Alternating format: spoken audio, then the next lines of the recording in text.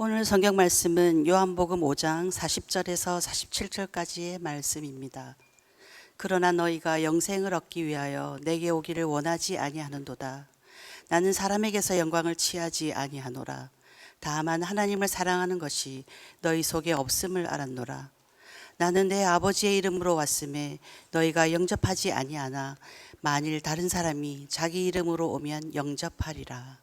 너희가 서로 영광을 취하고 유일하신 하나님께로부터 오는 영광은 구하지 아니하니 어찌 나를 믿을 수 있느냐. 내가 너희를 아버지께 고발할까 생각하지 말라. 너희를 고발하는 이가 있으니 곧 너희가 바라는 자 모세니라. 모세를 믿었더라면 또 나를 믿었으리니 이는 그가 내게 대하여 기록하였음이라. 그러나 그의 글도 믿지 아니하거든 어찌 내 말을 믿겠느냐 하시니라. 아멘. 오늘로 요한복음 5장을 마치게 됩니다. 그런데 생각보다 굉장히 무거운 주제를 담고 있습니다.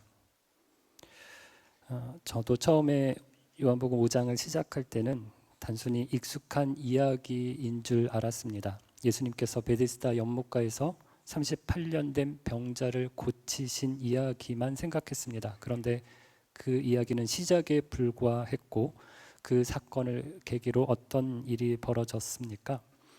유대인들이 안식일에 병을 고치는 것을 보고 어떻게 안식일에 병을 고치느냐, 안식일 계명을 어기느냐라고 하는 것으로 예수님을 문제 삼았습니다. 예수님께서 내 아버지께서 일을 하시니 나도 일하는 것이다 라고 말하자 유대인들이 이번에는 자기가 하나님의 아들이라고 이건 신성 모독이다 라고 하며 예수님을 박해하고 심지어 죽이려고까지 했습니다. 그러자 예수님은 당신이 하나님의 아들이심을 자신만 증언하는 게 아니라 하나님 아버지께서도 나를 위해서 증언하신다고 하셨습니다. 지난 주일이었죠. 예수님께서 하나님의 아들이신 것을 하나님께서 세 가지 방식으로 증언하셨습니다. 첫 번째가 세례 요한을 보내셔서 예수님을 하나님의 아들로 증언하셨습니다. 두 번째, 예수님이 행하신 기적을 통해서 증언하셨습니다.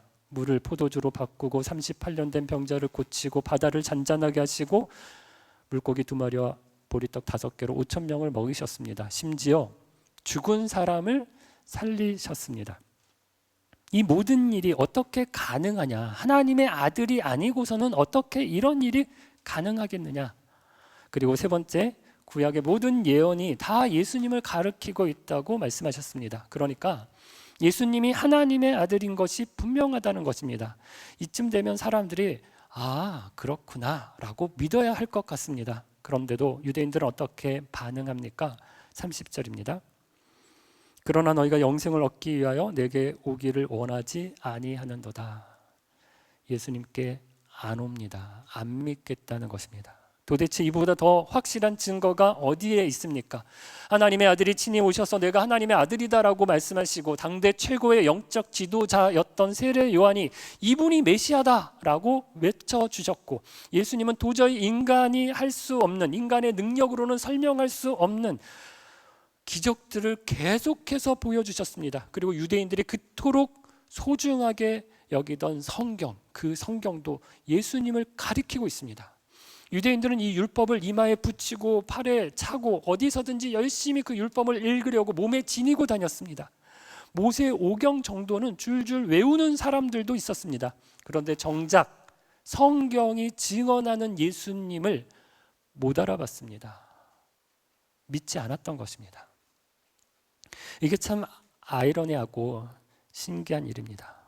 그래서 제가 종종 말씀드리지만 예수 믿는 것은 머리로 알아서 믿고 우리가 이해가 돼서 믿는 것이 아닙니다. 물론 기독교에서 말하는 믿음, 무조건적인 믿음이 막무가내로 그냥 믿는 것이 아닙니다.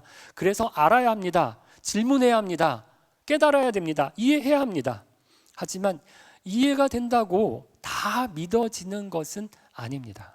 저는 아직까지 누구와 토론해서 그 사람이 예수 믿게 되었다는 이야기를 들어본 적이 없습니다. 100분 토론, 심야 토론, 끝장 토론을 해도 신학 박사가 와서 논리적으로 아무리 설득을 해도 사람들이 그렇군요, 저 이제부터 예수 믿겠습니다, 이렇게 나오는 일은 흔치 않은 일이라는 것입니다. 오히려 하나님이 어디 있느냐, 성경이 무슨 하나님의 말씀이냐라고 시비를 거는 사람들과 토론하면 어떻습니까? 예수 믿는 사람이 지면 봐라 내 말이 맞지 않느냐라고 하면서 비웃고 의기양양해 할 것입니다. 예수 믿는 사람이 이기면 아이고 예수 믿는 사람은 역시 말로는 당할 수가 없어 이러면서 또 흉을 볼 것입니다. 저도 문제, 이겨도 문제입니다. 그러니 이런 분들과는 심하게 토론, 어차피 시비 걸려고 하는 거거든요. 거기에 말려들지 마시고 우리가 기도해주고 삶으로 보여주는 것이 더 중요할 때도 있습니다. 무엇을 말하는 걸까요? 예수 믿는 것은 머리로 이해하고 이성으로 납득이 된다고 다 믿어지는 건 아니라는 것입니다. 누가 토론했습니까? 예수님이 하셨습니다. 예수님께서 직접 설명하셨습니다. 하나님의 아들이심을 증언하셨습니다. 기적을 보여주셨습니다. 성경으로 입증하셨습니다. 그런데도 사람들이 안 믿었습니다. 우리가 노력해야 합니다. 기독교 변증학자들이 책을 쓰고 저 같은 목사가 열심히 가르치고 설교하고 설득할 필요가 있습니다. 예수님은 하나님의 아들이시다. 예수님을 믿어야 구원을 얻고 영생을 산다라고 말해야 합니다. 하지만 충분하지 않습니다. 무엇이 있어야 할까요? 하나님의 역사와 성령의 감동하심이 있어야 하는 것입니다. 그러고 보면 저와 여러분이 예수를 믿고 있다고 하는 것 자체가 신비입니다. 예수님 당시 그분을 직접 보았던 사람들, 그분의 말씀을 직접 들었던 유대인들도 안 믿었습니다. 그런데 우리는 2000년이나 지난 후대를 살고 있습니다. 유대인도 아닙니다. 이스라엘 근처에도 가본 적이 없는 사람이 대부분입니다. 그럼 우리가 예수님을 믿고 있다는 것은 정말 놀라운 일입니다. 우리가 경험으로도 알 수 있습니다. 저 사람은 정말 예수 믿을 것 같이 생기지 않았다. 그런 사람이 아무리 해도 믿지 않을 것 같은 사람이 쉽게 예수 믿는 경우가 있습니다. 심지어 전도와 나보다 훨씬 더 믿음이 앞서가는 것을 볼 때도 있습니다. 저 사람은 예수를 쉽게 믿을 것 같은데 라고 생각했는데 아무리 해도 믿지 않는 사람이 있습니다. 믿음은 나에게, 사람에게 달린 것이 아니라 하나님께 달린 것임을 고백하게 하죠. 세상에는 소질이나 가능성이라는 것이 있습니다. 오디션 프로그램을 보면 아직 완성되지는 않았지만 가능성이 보이는 참가자들을 두고 심사위원들이 원석이다 이렇게 말합니다. 조금만 다듬으면, 훈련하면 크게 될 사람이다. 공부, 노래, 운동 다 이런 가능성이라는 것이 있습니다. 그런데 믿음에는 그런 게 없습니다. 전혀 예측이 되지 않습니다. 그래서 여러분 우리 주위에 아직 예수님을 안 믿는 사람이 있다고 해서 저 사람은 절대 안 믿을 거야. 그렇게 미리 속단하지 마시기 바랍니다. 저 사람은 불교야. 저 사람은 교회에 대해서 부정적이야. 저 사람은 성격이 괴팍해. 저 사람은 술꾼이야. 저 사람 나랑 너무 안 맞아. 이런 이유로 우리가 전도하지 않는다면 누가 예수를 믿을 수 있겠습니까? 우리도 안 될 사람이었습니다. 그런 우리가 예수 믿은 사람, 믿은 다음에 그렇게 또 사람을 고르고 있다면, 교회가 문턱을 높이고 있다면 자기 분수를 모르는 것입니다. 제가 에베소서를 설교할 때도 말씀드렸지만 교회는 병원입니다. 요즘은 병원도 환자를 가려받는다고 하지만 교회는 그렇지 않아야 합니다. 교회는 아픈 사람, 문제 있는 사람이 오는 곳입니다. 힘든 인생, 무거운 짐을 진 사람들이 교회에 오고 예수님께 오는 것입니다. 다 괜찮고 부족한 것이 없습니다. 기도 제목이 뭐예요? 묻는데 저희는 기도 제목이 없어요. 다 좋아요. 이런 분들은 교회 안 옵니다. 교회를 와도 그냥 습관처럼 왔다 갔다만 합니다. 간절함이 없습니다. 그러면 믿음이 자라질 않습니다. 유대인들을 보면 예수님께 안 왔습니다. 왜요? 자기는 괜찮다고 생각했기 때문입니다. 자신이 있었습니다. 스스로 의롭다고 여긴 것입니다. 44절입니다.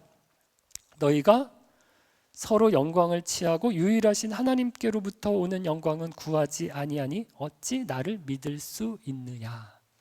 그들은 사람에게 칭찬받고 인정받고 영광받는 데는 관심이 많았습니다. 그러나 정작 하나님께서 주시는 영광, 하나님께 나아가는 일에는 마음을 두지 않았습니다.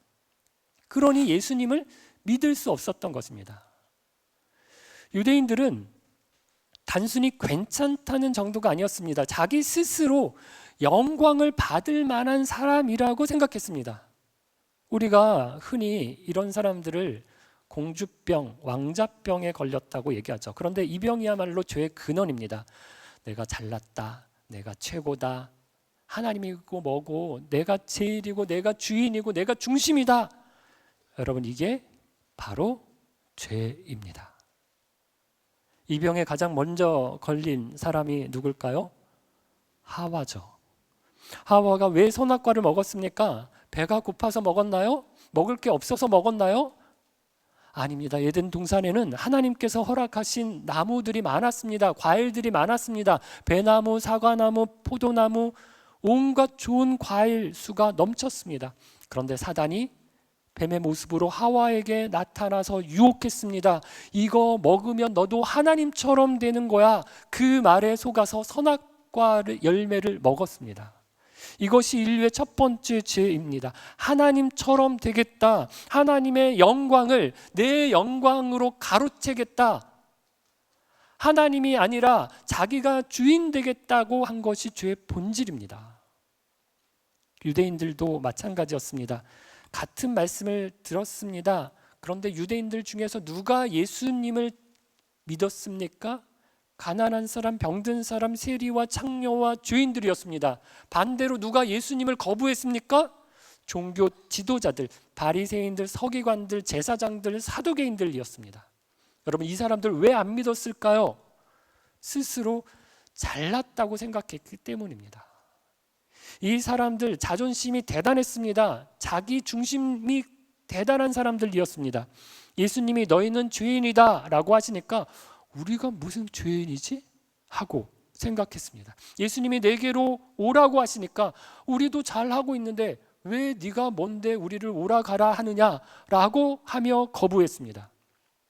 지금이야 우리가 바리새인이라고 하면 굉장히 가식적인 사람, 위선적인 사람들이라고 생각하지만 당시에는 바리새인들은 많은 사람들로부터 인정받고 존경받는 지도자들이었습니다. 스스로 자부심이 대단했습니다. 사회적으로 인정을 받았던 사람들이었습니다. 그러니까 자존심이 셌던 것입니다. 그런데 이 사람들만 자존심이 있는 게 아닙니다. 우리도 얼마나 자존심이 센지 모릅니다. 우리가 싸울 때 가장 많이 하는 말이 뭔지 아세요? 야, 너 나이가 몇이야? 어디서 까불어, 나이도 어린 게. 이러면서 자존심 싸움을 합니다. 부부싸움도 마찬가지입니다. 정말 가정에 중대사를 두고 부부가 싸우는 경우는 많지 않습니다. 일주일만 지나도 왜 싸웠는지 기억도 안 나는 아무것도 아닌 것 가지고 싸웁니다. 저와 아내는 싸우면 막 큰 소리를 내거나 화를 내지 않습니다. 그냥 말을 안 합니다. 아주 오래된 일이지만 지금은 아닙니다. 아주 오래된 일이지만 한 번은 제가 저녁 먹다가 아내와 싸웠습니다. 밥 숟가락을 딱 놓고 제가 방에 들어갔어요. 아내가 차려주는 밥을 그 이후로도 몇 끼나 제가 안 먹었습니다. 그러니까 아내가 불쌍해서 여보 미안하다, 내가 잘못했다, 밥은 먹어라 라고 사과를 했던 적이 있습니다. 그 정도로 제가 독한 사람이었습니다. 그런데 저만 그런 건 아니죠. 우리가 다 자존심이 셉니다. 유대인들도 자존심이 너무 셌기 때문에 예수님조차 필요 없다고 생각했습니다. 그런데 왜 그렇게 자존심이 셌을까요? 왜 스스로 괜찮다라고 생각하고 서로 영광을 받으려고 했을까요? 모세 때문입니다. 모세의 율법 때문입니다. 여러분, 하나님이 모세를 통해서 율법을 이스라엘 백성들에게 주셨습니다. 왜 주셨을까요? 이거 가지고 너희들 구원받아라. 이거 지켜서 너희들 대단한 사람 되어라. 이거 가지고 너희들 서로 영광을 누려라 라고 해서 주신 게 아닙니다.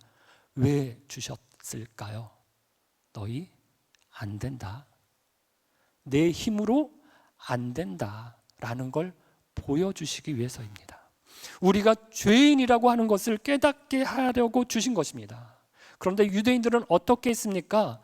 우리는 모세의 율법을 가진 백성이다. 이걸 자랑으로 삼았습니다. 율법을 많이 아는 사람들은 내가 율법의 박사다 라고 자랑했습니다. 율법을 지키는 사람들은 나는 안식일도 지키고 금식도 하고 11조도 하고 라고 하면서 자랑했습니다. 그래서 예수님이 오셔서 하신 일이 뭡니까? 이렇게 잘났다고 이렇게 자랑하고 뽐내고 있는 사람들, 그들의 착각을 깨뜨리셨습니다.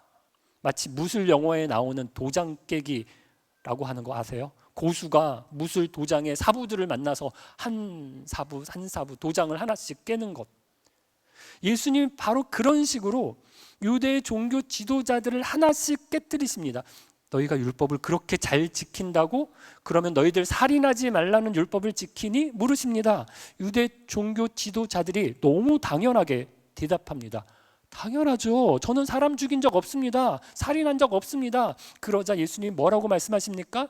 살인하지 말라는 율법의 법 정신, 그 의미가 무엇이냐? 형제를 사랑하라는 것, 미워하지 말라는 것 아니냐? 그러니 형제에게 바보라고 하고 형제에게 꺼지라고 하는 자마다 이미 마음으로 살인한 자니라 라고 말씀하십니다. 너희가 간음하지 말라는 이 율법도 지키느냐? 이 율법도 다른 남자나 다른 여자와 성적 행위만 하지 않으면 나는 간음하지 않았다, 나는 이 율법을 지켰다 라고 하는 게 아니라 마음에 음욕을 품는 자마다 이미 간음한 것이다 라고 말씀하십니다. 예수님은 겉으로 드러난 행위가 아니라 사람의 마음을, 동기를 드러내십니다. 이를 통해 알려주시는 것이 무엇인가요? 우리 모두 율법 앞에 설 때마다 발견해야 하는 것이 있습니다. 나는 죄인이구나. 나는 영광을 받을 사람이 아니구나 라고 하는 것을 깨닫게 하시는 것입니다. 그래서 구약 성경을 보면 율법으로 살아보려다가 실패한 이스라엘의 역사입니다.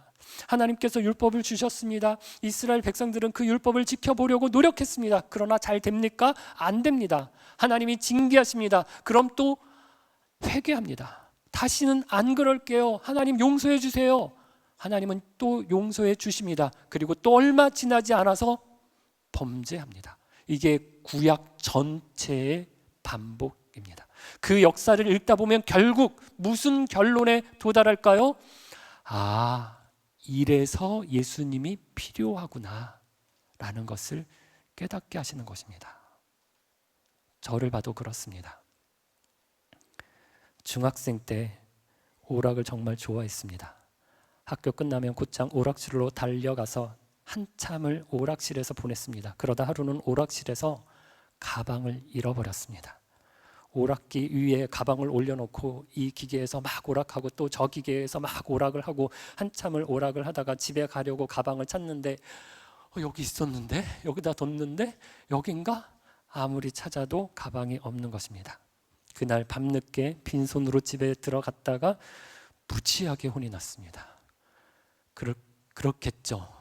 애가 책가방 가지고 학교 갔다 돌아왔는데 빈손으로 돌아왔으니 얼마나 부모가 화가 나겠습니까? 제가 울면서 다시는 오락실에 안 갈게요. 엄마 살려주세요 라고 싹싹 빌었습니다. 그리고 다음날 가방 사고 실내화 사고 도시락 사고 동대문까지 가서 교과서 사고 난리를 폈습니다. 그랬으니 제가 다시 오락실에 갔을까요? 안 갔을까요? 갔어요. 그때는 정말 안 갈 생각이었습니다. 내가 다시는 오락실에 가나 봐라. 굳게 결심했습니다. 그런데 그렇게 오래 걸리지도 않았습니다. 또 오락실에 갔습니다.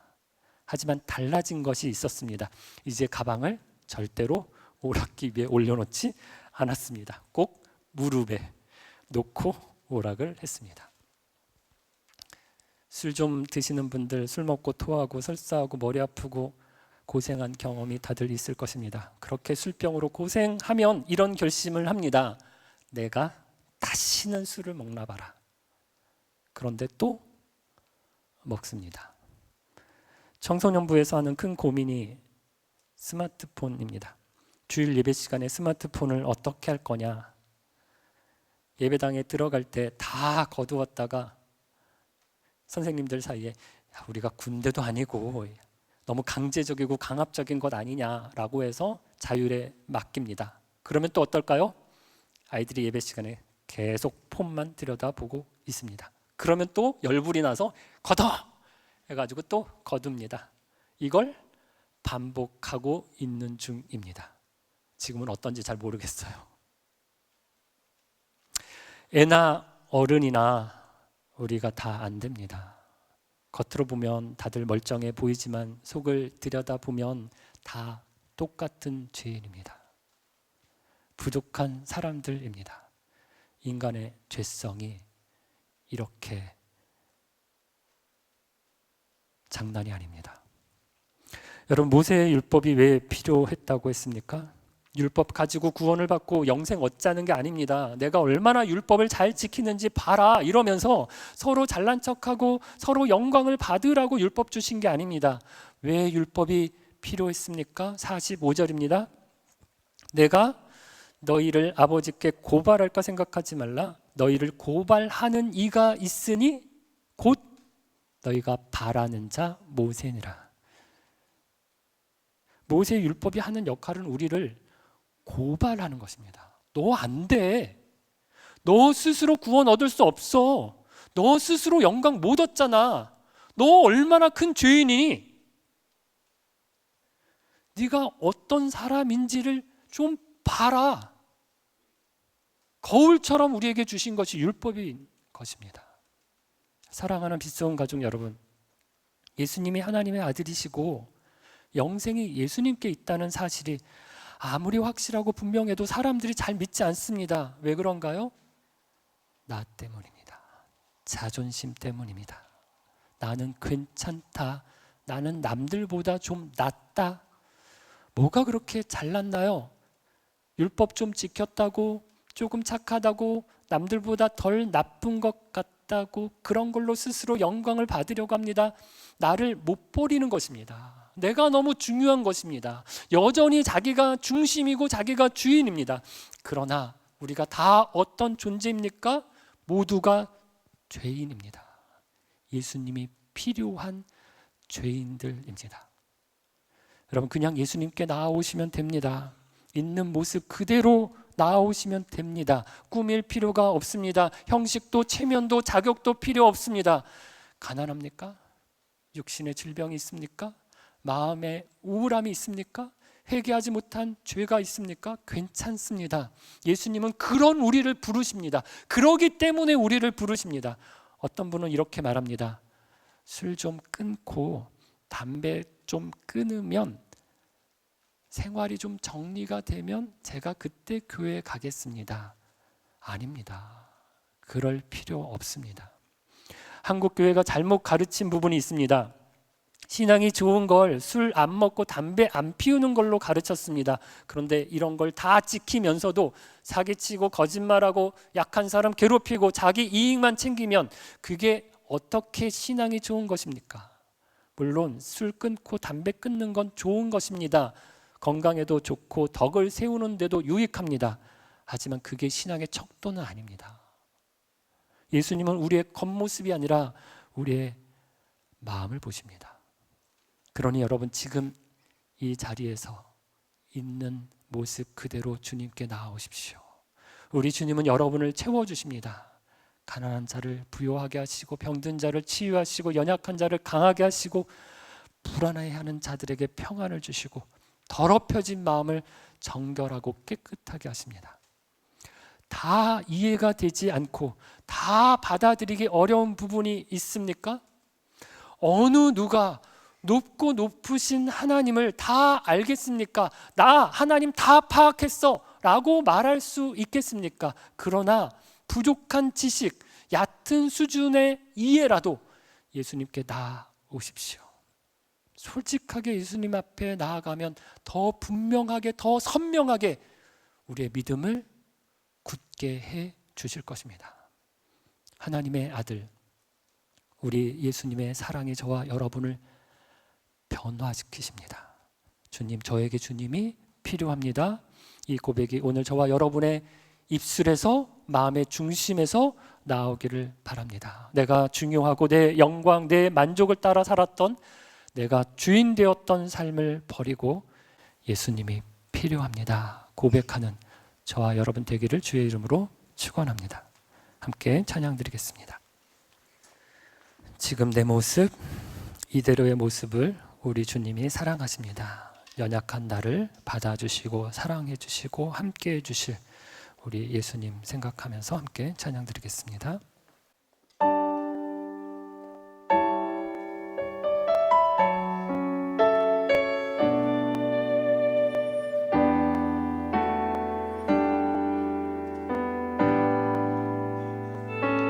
내 모습 이대로 사랑하시네. 연약한 그대로 사랑하시네.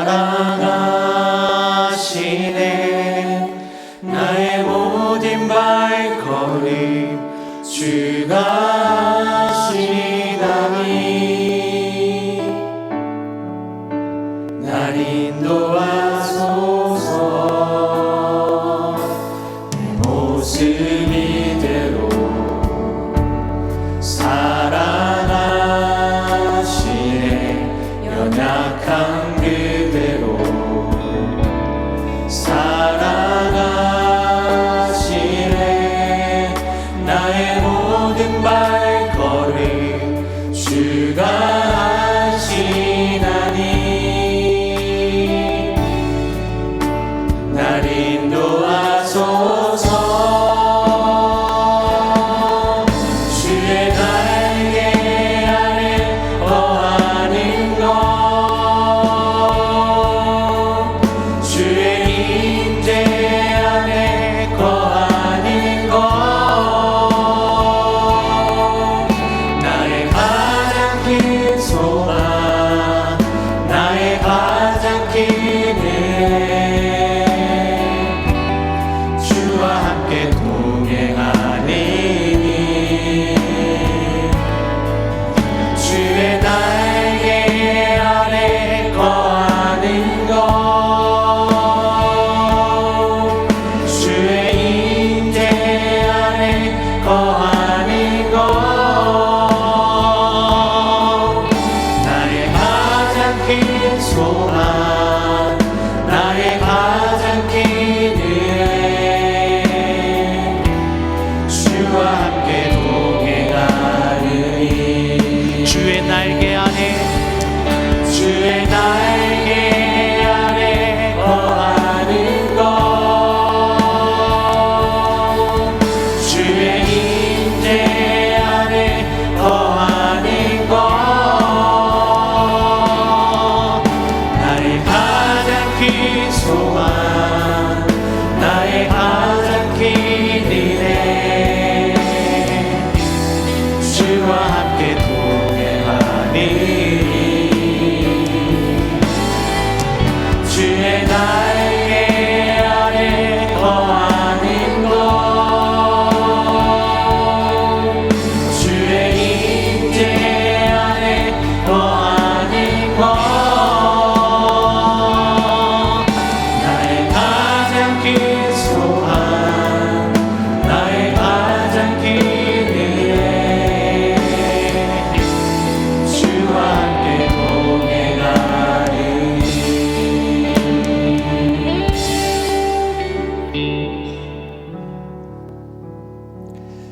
나를 내려놓고 예수님을 구하고 찾기를 원합니다. 아무리 보아도 내가 대단하고 잘난 것 같지만 보잘것없는 연약한 죄인인 것을 고백합니다. 예수님이 필요한 존재임을 고백합니다. 우리 주님 앞에 나아가서 주님을 구하고 찾게 해 주옵소서. 나에게 다가와 사랑해 주시고 위로해 주시고 안아 주시고 힘 주시는 우리 예수님 바라보게 해 주옵소서. 예수님과 함께하는 것이, 예수님의 임재 안에 거하는 것이 나의 소망입니다. 나의 영광입니다. 고백하게 해 주옵소서. 아직까지 예수님 앞에 나오지 않는 이들이 있다면 우리 주님 긍휼히 여겨 주옵소서. 우리의 머리로 우리의 이해로 다 알 수 없지만 성령 하나님 우리 가운데 믿음의 씨를 뿌려 주셔서 그 믿음이 자랄 수 있도록 인도해 주옵소서. 우리의 믿음이 더 굳건하게 자라는 은혜를 내려 주옵소서. 우리 하나님 앞에 은혜를 구하며 함께 기도하겠습니다.